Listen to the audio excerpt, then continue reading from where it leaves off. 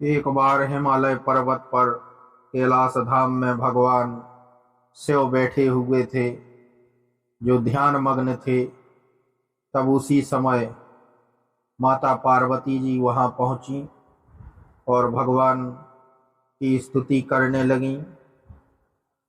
बोली, हे प्रभु, आप कालों के काल महाकाल है। आपकी कृपा से ही मनुष्य की आयु बढ़ जाती है। मृत्यु के मुख में गए हुए को बलपूर्वक आप बचाते हैं। आपकी कृपा से मनुष्य के लिखे हुए माथे के लेख भी मिट जाते हैं।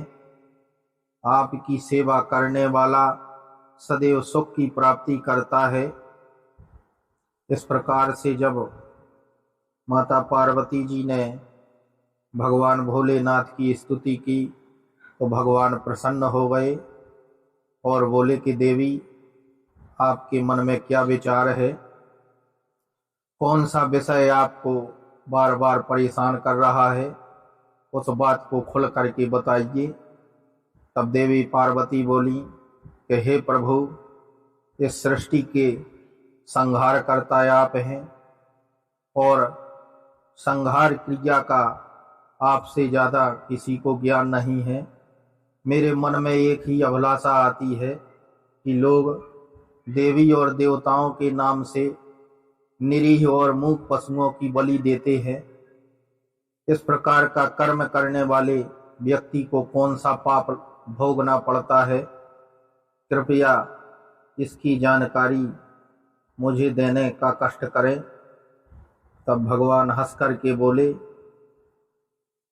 कि निरीह पशुओं की बलि देने का विधान कहीं पर नहीं है।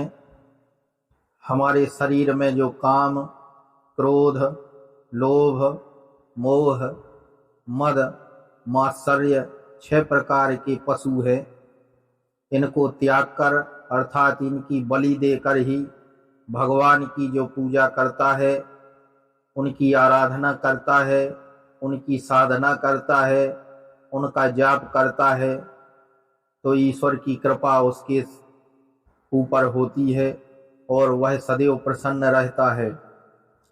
परंतु अज्ञानवश जो मूर्ख व्यक्ति निरीह मूक पशुओं की बलि देते हैं, तो हे देवी, आवाम्याम पिशतम रक्तम सुरावापी महेश्वरी वर्णाश्रमोचितम धर्माः विचार्याः पर्यन्त्ये भूत पेत पिशाचास्ते भवन्ति ब्रह्म राक्षसाः। हे महेश्वरी, जो लोग अपने कुल के धर्म, अपने वर्ण के धर्म को त्याग करके निरीह पशुओं की बलि देते हैं, देवताओं को मांस, रक्त और मदिरा समर्पित करते हैं, वे भूत प्रेत पिशाच और ब्रह्म राक्षस की योनि को प्राप्त करते हैं। प्रेत योनि में हजारों साल तक भटकते रहते हैं। उनको पंच तत्वों की प्राप्ति नहीं होती है। ना उन्हें पानी पीने के लिए मिलता है, ना उनको सांस लेने के लिए हवा मिलती है, और ना उनको अग्नि की प्राप्ति होती है, और ना ही उनको पृथ्वी छूने को मिलती है। वह आकाश मंडल के मध्य में सदैव तड़पते हुए क्षुधा पिपासा की त्रास में घूमते रहते हैं और अनेक प्रकार के कष्ट उनको भोगना पड़ते हैं। कई नरकों की यात्रा करनी पड़ती है।